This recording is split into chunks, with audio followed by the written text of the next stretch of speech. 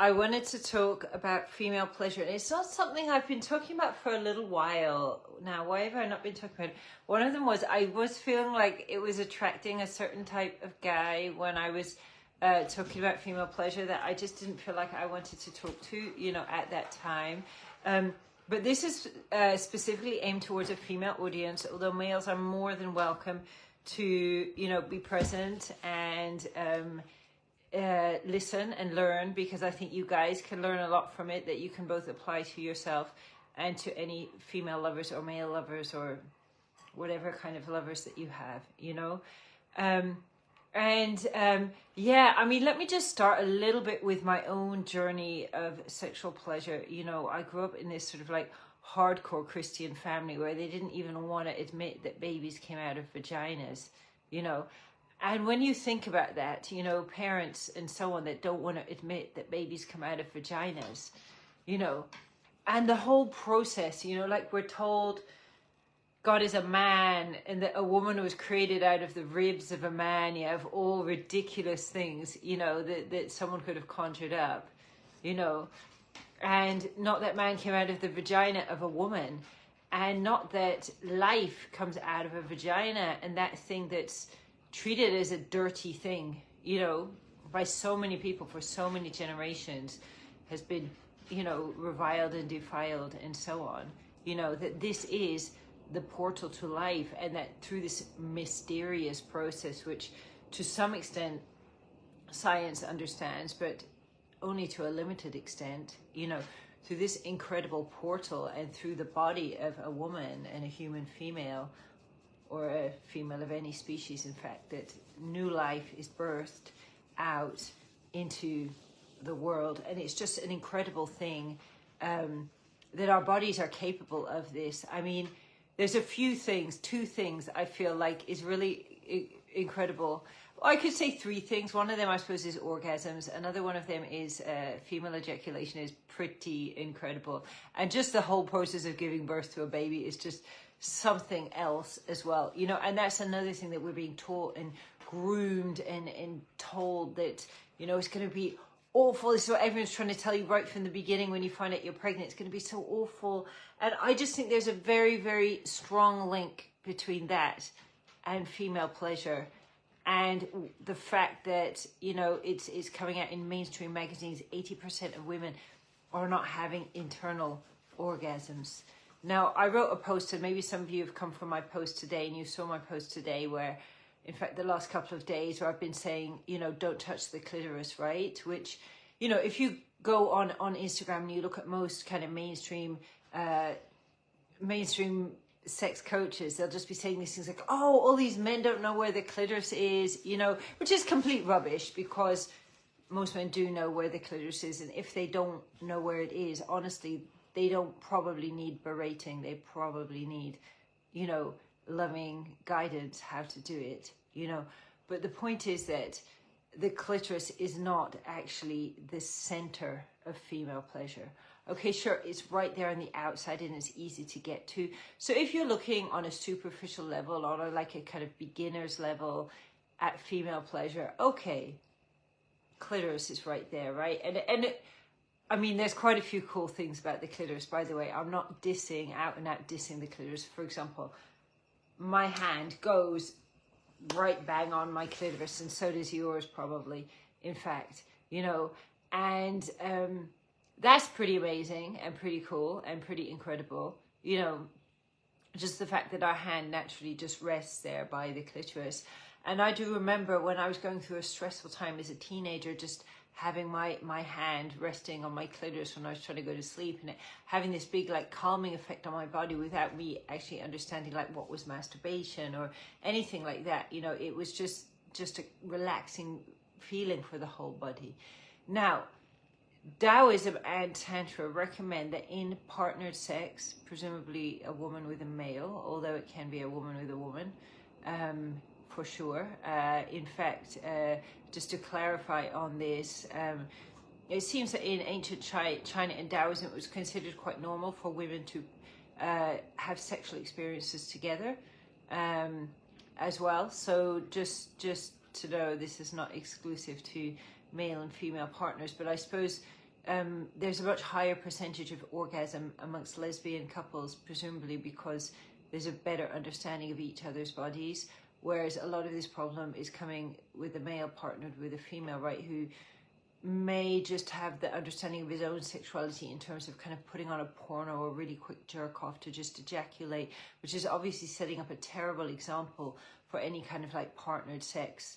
And I suppose the fact that people don't talk about sex, people find it like so uncomfortable. Of course, we're going to be just making all these errors and mistakes and not really learning, because also there's like a lot of fear, there's a lot of guilt, there's a lot of shame around sexuality, also around love, huge amounts of fear around love and intimacy as well. And this is all affecting our experience of our sexuality. Now, before I start getting on and talking about our internal pleasure spots, let me talk about the clitoris thing. So in Taoism and in Tantra, it's not really recommended to do too much touching of the clitoris, okay? So it's really interesting because it's exact opposite of, 90% of advice is just go and find the clitoris and give her an orgasm, okay? Now, Taoism is a real like science of orgasm. And if you don't have a copy of my orgasm ebook, I definitely recommend type ebook into the comments, and my assistant will make sure that you get it, because this will really help to understand exactly about what is the nature of orgasmic energy, because it's quite different from what we think, okay? And basically, having an orgasm, it can more or less go two ways. It can go kind of into the body, in which case you could have multiple orgasms, both for males and females, or it can go out of the body, which would be an ejaculation for a male, and for a female, it would actually be a clitoral orgasm. Now, looking at it from a Western science point of view is really, really interesting, because actually there's a different nerve that goes to the clitoris as opposed to inside of the vagina. Now, the stats showing that, 80% of women are not, they're not having an orgasm from internal stimulation and sexual intercourse.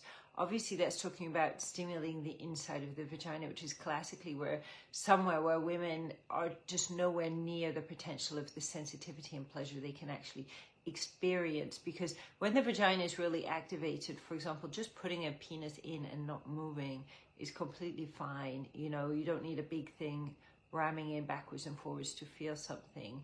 All you need to do is that, and then just experience and have the energy activate. But obviously, most of us don't actually know about that. Most women don't know about that. I certainly did not know about that at one point in my life, when I was like never having basically any orgasms, which was how I got into that. Not even a clitoral one, which I would have just been glad for one clitoral orgasm at that point. Thank goodness I discovered multiple orgasms, I believe, because I'm glad I didn't get stuck in just the single clitoral orgasm. So now, science bit, okay, is that there's a nerve called the pudendal nerve, which more or less comes down the back, okay, and it comes across the kind of vulva and it goes to the clitoris. So the nerve that's activated with a clitoral orgasm is called the pudendal nerve, and that nerve is activated by squeezing, tension. So if you're a lady and you're sitting here, you know that all you need to do is give a little squeeze down there, and you can literally get a little sensation in your clitoris, right, as you do that. That's one area of sensation, the pudendal nerve, which is activated by tensing. In the man, it is what activates the ejaculation.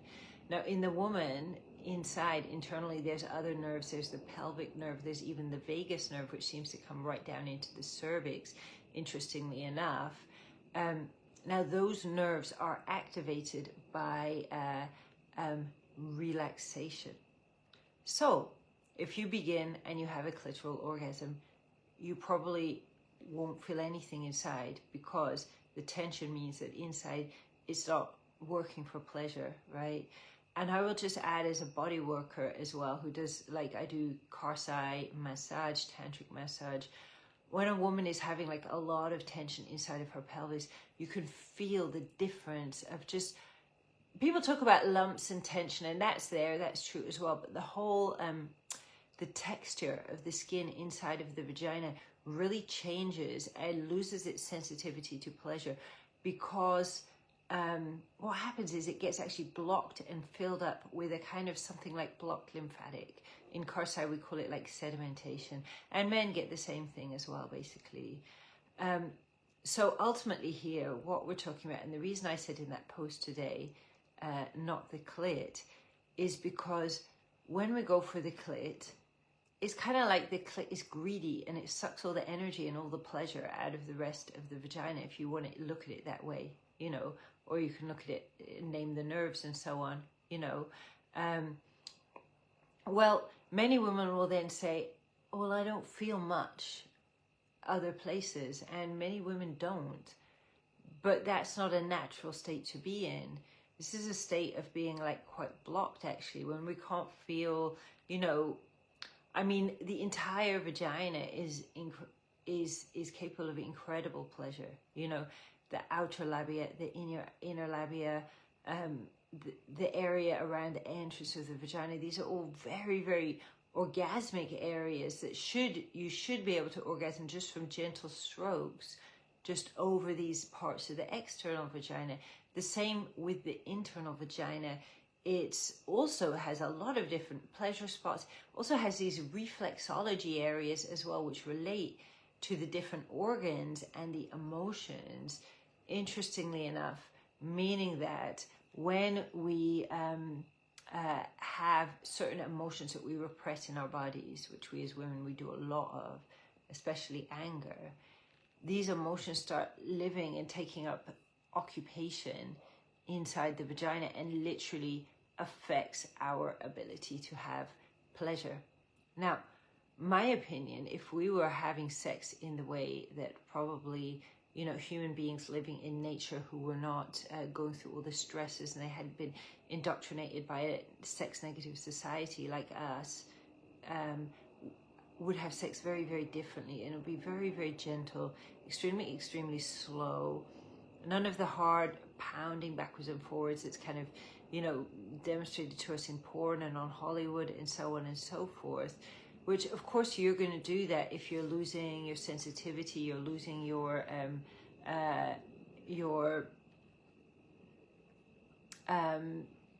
sorry, I'm just checking here if I've got any questions coming up. Yeah, when you're losing your sensitivity, you're not tuned into your own energy and the power inside of your vagina. When your vagina has all these blocked emotions in it, which was what I once had, you know, and one day I just realized, you know, I've never had an orgasm, and actually it's not just about him and his orgasm. I'm also supposed to be having them as well, which took me on this journey of, you know, looking to try to speak to doctors and professional people and so on, about what was going on. And it was kind of like the attitude was basically like, oh, come on, there's people dying of cancer. Why are you so concerned? You know, deal with it. Some people just don't have orgasms. You know, this was the kind of thing that was being said to me, you know.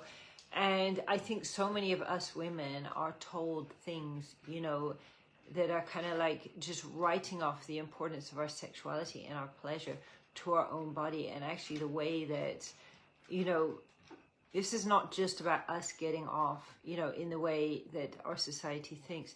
This is about our whole being, you know, as a person, because when our vaginas are actually activated and we're actually experiencing the energy flowing inside the vaginas, the whole body activates. It's exactly the same for the man. When the man's penis is activated, he becomes a vessel for healing, you know, and we become a real vessel for like spiritual guidance and spiritual attunement, which is all centered in our vaginas. And the whole process of the internal pleasure spots and the internal orgasms are very much about us as high priestesses, us as oracles, us as these portals into the spirit realm, whose job is to be activating and healing the men. But we, generally, most women, we are not doing that, and we're stuck in a major lack mentality, I would say, you know, settling for peanut scraps off of the floor when we can be eating a most delightful, gorgeous, amazing banquet if we actually started to believe in ourselves and step into our own power and actually make use of these amazing, incredible bodies that we have and learn about them and study them and get to know them. And this is a process of a lifetime. This is journey, right? But, you know, there's a reason everybody's attracted to sex. There's a reason they use sex to sell everything from washing up liquid to car tires to whatever, because we're drawn to this. And people make out like it's a bad thing. It's not a bad thing. This is nature. And the thing is that when we actually understand what the pleasure is, instead of viewing it, either can go to the left and say, you know, hardcore religious sexual repression. We can go to the right and say, let's just do everything and have sex with everybody and watch a million porn videos and get a dildo this big and that's like a pneumatic drill and activate our sexuality with that, okay?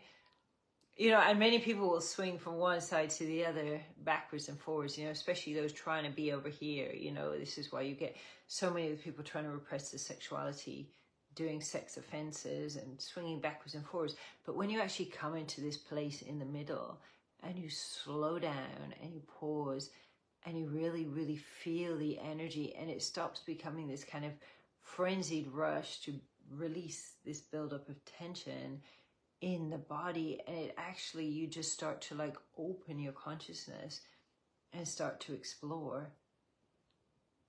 This is really like the beginning of actually understanding what is our purpose in life. It's the most deepest, most powerful spiritual energy that we are given. And when you look at like what I'm going to call like the standard Western sex or whatever, and put on a porn video, you don't even need to put on a porn video. It's on half of Hollywood and Netflix that you see two people rushing together, spaff it all out, ejaculate. Oh, that was amazing. Do you know what I mean? And that's the model we're given of sex, which is just so reduced down to just such an anti-climax. It's unbelievable. You know, when you look at, you know, what was Tantra, what was Tantric sex, you know, back in the day, what did our ancestors do? And I'm sure that our ancestors had a lot more orgasms than most people, you know, unless one has been lucky or gone out and really, really explored this stuff. It's all about slowing down, having patience, opening our bodies to this incredible experience is what our bodies are all about. Now, why is this not just an easy thing for us to do? I mean, hello, 1,000 years of programming that sex is evil, the flesh is sin. This has just been drummed into us over generation, over generation, over generation. So many women were put to death. You know, I do think that a lot of the murders going on in the name of colonization was also to do with repressing people's sexuality as well. There's been a huge war against sexuality, and it's been so deeply programmed into us, you know, to have a negative attitude to sexuality. And look, what I'm going to say next, don't take me wrong, I'm not in any way justifying sex offenses, but I can see how myself as a woman, you know, there's been times where maybe somebody triggered my own shame and I projected it onto them, right? You know, as opposed to also not being educated with healthy boundaries like most people. So someone says something to you and it means you've got to put a boundary up, and you feel so awful about putting your boundary up and you get annoyed at the person. Whereas if you just had a healthy relationship with your own sexuality and your own anger, which is actually a really, really powerful part of sexuality. If you don't know about that, drop a comment, anger, and I'm going to send you a free training about this, about how you can actually transmute your anger and use it with your sexual energy to literally like put into your business and your projects to actually become like way more creative and productive, right? But anyways, I know that when I talk about anger as a positive force, most people are like, what is she talking about? But seriously, yeah, you got to watch this video is just absolutely amazing. If you don't know what I'm talking about, it will change your whole relationship with anger. You become like so much more calm as well, which is amazing. Yeah, okay, I'm gonna get that to you, that training. Oh, and by the way, guys, just to let you know, coming up, we're going to be announcing it tomorrow. I've got a free 3-day event where we'll be going into like how to like explore like your erotic aliveness, to basically open up your consciousness through sacred sexuality. It's going to be amazing. That's coming up, I think, on the 10th, but we'll be announcing it tomorrow, and I'll be putting out the first tickets. It's all free. You just need to sign up. But do make sure to sign up, because I'm only have a limited amount of spaces, essentially. So, okay, now let's get back to the inside of the vagina, right? Okay, inside, you know, I used to just think my vagina was this hole. Yeah, okay, that was no wonder I didn't have orgasms at that time. I just thought it was a hole, and, you know, bless him, he was do like this and ejaculate, right? You know. Unfortunately, that's what we're told about sex, most of us, you know. I didn't realize what an alive being it is. And actually, I really like the word pussy, because the word pussy actually gives it its own personality. I know some people get a little offended and upset about that word, but Makita, sorry, that's my dog. I actually do a meditation with my female clients where we meditate with our vagina while sort of visualizing this tigress sitting with the head and the face at the front. Come on, up. With the head and the face at the front of the vagina, and the tail actually coming all the way up through the womb and connecting the end of the tail, connecting with the heart. And I find this, it's super, super powerful, you know. I mean, I went through this stage of, first of all, not really knowing anything about orgasms, then starting to eventually learn about, you know, different kinds of pleasure spots, starting to have orgasms in the different pleasure spots as well, you know. And still at that point, I was thinking, okay, here's the G spot, here's the A spot, here's the U spot. And then more and more, I started to actually understand the healing qualities of this, you know.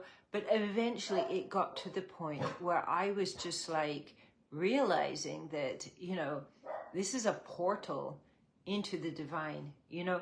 And when the penis goes into the vagina, first of all, the penis should never ever push into the vagina. Ladies, if you're listening, don't ever let a penis push in your vagina again.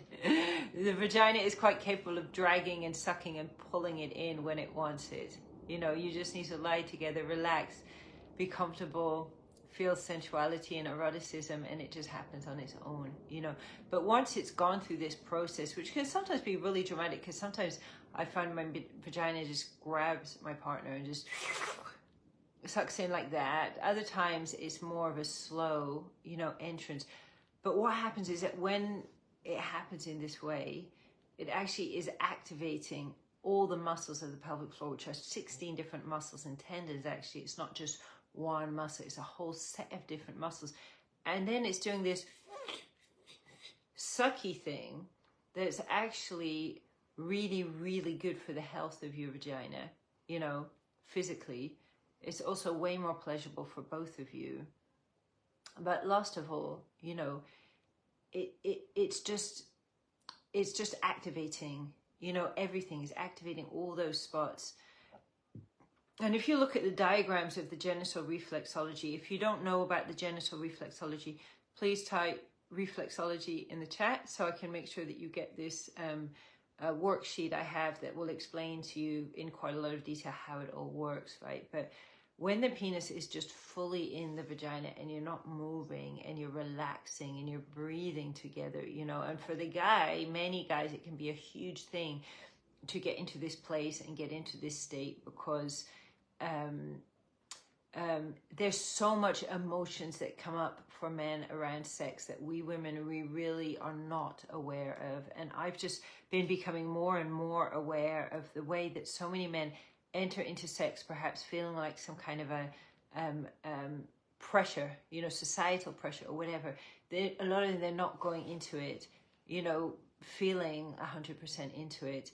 And then, you know, I mean, many of them having traumas triggered during sex that maybe they had as a child, you know. Many of us women, we don't understand it. You know, if a guy's coming quickly, there's probably some kind of a process of that.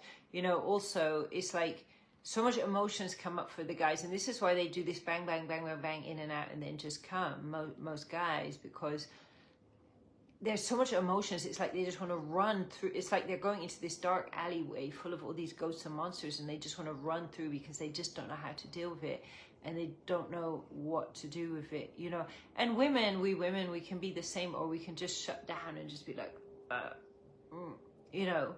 I mean, and it's crazy what causes this. Like, you know, everybody thinks about, okay, you know, rape, sexual assault, and it's not to say obviously these things do affect us, but I think it's overlooked the way that we can be really negatively affected by just normal sex in the way that people think is normal and healthy to do in our society. Can be really, really super traumatic. I mean, even if you're having sex and regularly using lube, why is your vagina is quite capable of lubricating itself? Why isn't it doing that? You know, it's something to really look at, because you're going against the whole process of your vagina and your sexual energy when you're using lube, you know, to do that as well. Sex is usually supposed to be much slower than what we do it, you know. But when a couple gets to the point where they can just breathe together in this position, and I would say it's kind of got to be like if one person is activated, that's fine. You only really need one person to be activated. But when you've done the work, you've activated yourself, you're activated, and you start doing that with your partner, you know, they will completely change. They will never be the same person in the best possible way, you know. But what happens is you can then activate that portal, because the part of his penis that relates to his heart, the part that relates to your part, your heart is touching. Same for the lungs, the spleen, the liver, the kidneys, and so on. Everything just lines up. And what then can start happening again when you're open to the energy is the whole bodies just start to like vibrate, you know. And there's just this deep kind of activation of the consciousness. Now, I want to just invite, if anyone has any question, to drop the question in the chat. As I now go on to, okay, what is this KSpot? Yeah, and I'm just curious. First of all, have you ever heard of the KSpot before? Give me a 5 in the chat if you've heard of it. Do you know how to find the KSpot? Give me a 4 in the chat. So if you know where it is and how to find it, give me a 4. If you just know about it but you don't know where to find it, give me a 5. I'm just curious, what do people here actually know about this part of the anatomy in the body? So, any takers? Nobody knows. You know what it is, but not how to find it. A gentleman. Yeah. Okay. It's called the KSpot because K actually stands for Kundalini.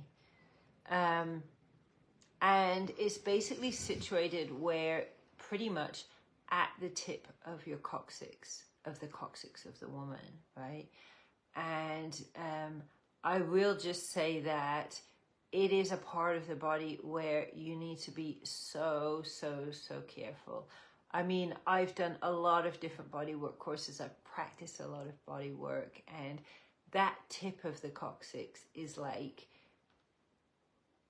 it's one of the most sensitive, delicate parts of the human body, because it actually connects straight up into the center of the brain and the center of the nervous system. It's almost like you're touching someone's brain when you touch that point. Yeah, it's intense, it's incredible. I mean, I've had someone touch it roughly on me, and I think I was like 3 days just like just in a really like bad state, you know.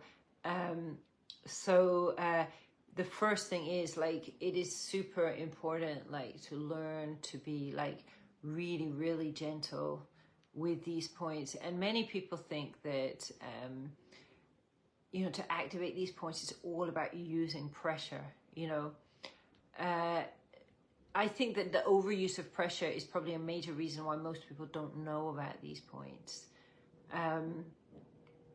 So I would say essentially, I mean, from what I is my experience as a body worker, I've worked with hundreds of women, giving, like, I would say it's something between Taoist and Tantric body work, so giving a kind of like a Karsai treatment, but also working with the reflexology zones, also activating these points, you know. And obviously you get a touch for it, and it's different from just, you know, having pleasure with a lot of different women's vaginas, because obviously there's like a lot of anatomical knowledge, going to courses and kind of studying and everything definitely like makes a big difference. But essentially, I mean, the touch that I use on these points is incredibly gentle generally, and it's like a lot of this kind of movement or circling, yeah. Now, in terms of like, how does one actually awaken these points on ourselves? And I know you can buy yoni wands, obviously various kinds of sex toys, jade eggs as well, and these are tools. Okay, these are tools that can have beneficial effect, but ultimately, if these points are not being activated, the real problem going on is that the energy needs to be activated. I mean, sure, okay, you probably will find that there's blockages in the tissues, you know, as well, but and probably like a difficult is absolutely not like a button. No, this is what I'm really trying to say. These points are not like buttons at all. So the question just came, is it the start point of Kundalini like a button? No, I don't like to think of any of these points at all as buttons, because really it's about connecting into the energy. And I think for we as women, you know, the first thing is creating this relationship with the vagina. Now, originally for me, this was about going into and exploring my vagina using the Taoist techniques of body scanning, you know, basically being able to learn to like find energy blockages, to be able to release them and process them and start bringing the energy back in. Because, you know, most women's vaginas, because we go through all this, I think slut shaming is one of the biggest things that blocks our energy. We go through all this slut shaming, and the pelvis gets very tightened, the whole vagina gets very tightened, which means the energy can't move in a body where it's tight, right? You know, so ultimately, like, the first step, it is about using these energy techniques, which I'm going to be talking about in the live event. By the way, if you want an invite to this live event, do put a 2 in the chat if you want the invite to the live event, right? And I'll make sure that gets sent to you tomorrow when it first like comes out. Okay. But I'll be talking more in this live event, and I'll actually be teaching like how do we do these techniques like cultivating, transforming energy. I'll give you some techniques that you can go away with like right then and there, like on the day, to actually start working with energy yourself. So I'll give a new technique like every single day, basically. And essentially, yeah, so it's like the first step, you're looking at it as, okay, cool, like, I want to have better orgasms. I want to stop having period pains. I want to stop being moody when I get my period. I want my vagina to be more lubricated. All of these are like valid desires that, you know, perhaps society will look down on as not being a really important thing to do. But the thing is, these aren't just issues in and of their own. They actually have like deep connections to the whole inner working of the body on a very deep level. So if we are not if we're not having orgasms, we're having problems with the vagina. The same with the men. If you're having problems with your sexual expression and your sexual functioning, this is actually a sign of a very, very deep energy block going on within your body, that if you ignore, it's going to have a knock-on effect on your whole entire health, you know. So initially it was all about wanting, you know, these pleasure goals and so on, which are fantastic and amazing. The next phase then being realizing this is actually having a healing and curative effect on the whole body as well.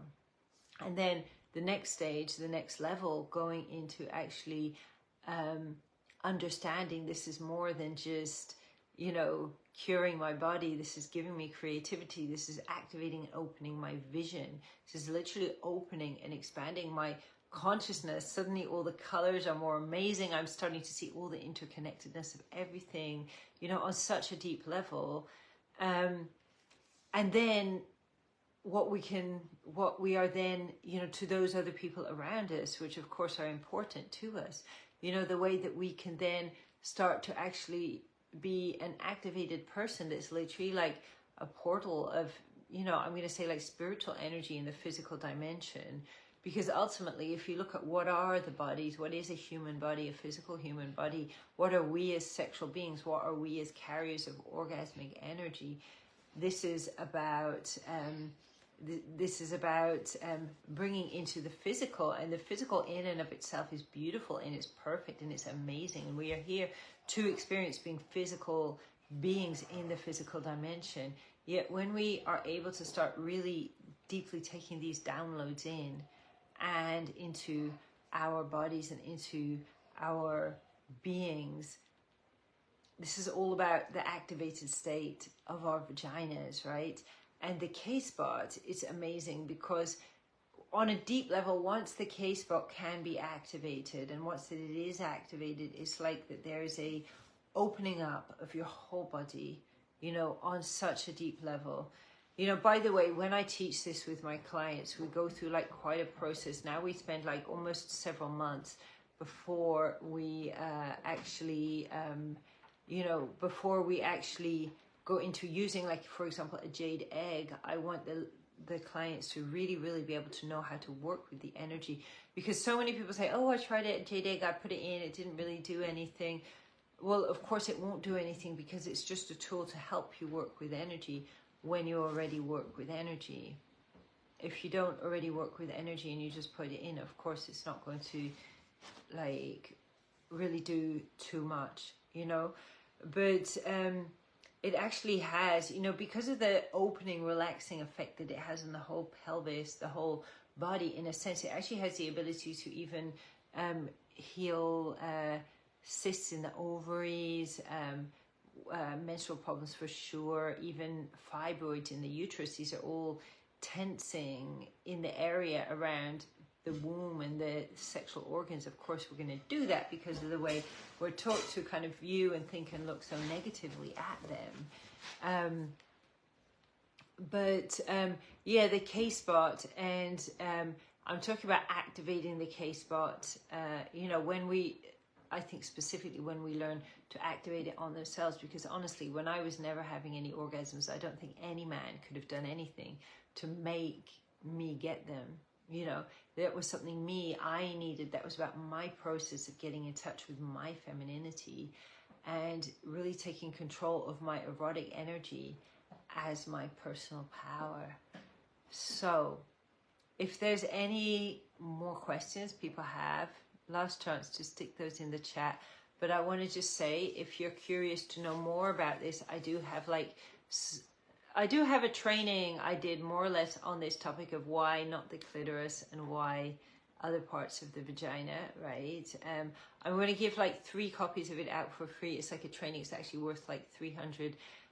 So other people have paid to see it. So if you're like really, really interested in like pursuing this, you know, as a path, and it's something that you are really interested to put some time into and energy, you see it as a priority for yourself, do drop me, like, I would just say drop me a DM, okay? And I'm going to just see who messages me, and I'm just going to give it out to a few people so that you can start to really, really understand the whole process of this relaxing into internal pleasure as opposed to the external pleasure of the clitoris and what it can like really do for you.